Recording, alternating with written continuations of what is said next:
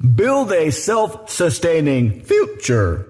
The most elegant or beautiful equation, or in this case, set of equations, are Maxwell's equations. This is by a vote of science-type geeks who are into these kinds of things.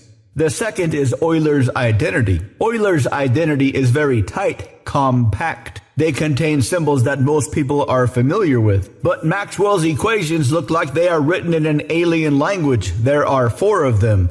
Upside-down triangles and a bunch of other incomprehensible gibberish. Why are they voted as the best or most beautiful equations?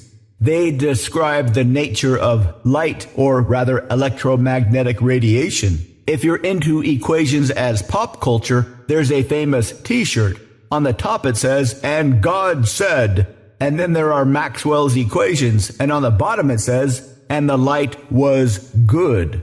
What do they describe specifically? The change in the electric field creates the change in magnetic field, and the change in the magnetic field creates the change in the electric field. The ultimate chicken and egg paradox.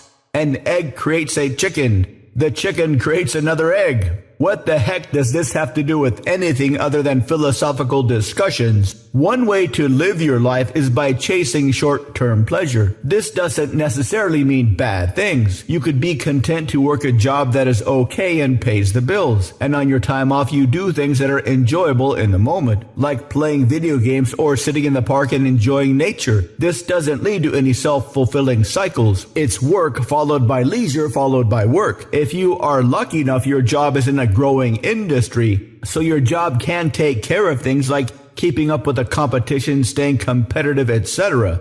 So all you need to do is show up and do what you're told. This is an ideal lifestyle for many people, absolutely nothing wrong with it. But some folks have dreams of a much better future. This is where Maxwell's equations come in. The idea is to sacrifice a little short-term pleasure for much more longer-term success, like spending some of your free time learning marketable skills rather than enjoying things just for the sake of enjoying things. If you do this long enough, this will create a much different kind of pleasure, where you look back a year or so and compare that to now, and you feel pretty good, and you extrapolate into the future and feel even better. This creates a much deeper form of happiness.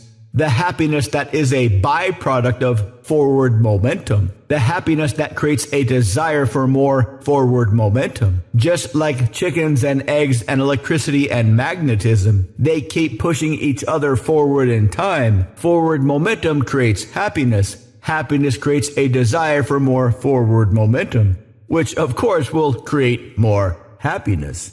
To learn more, visit mindpersuasion.com/3x3.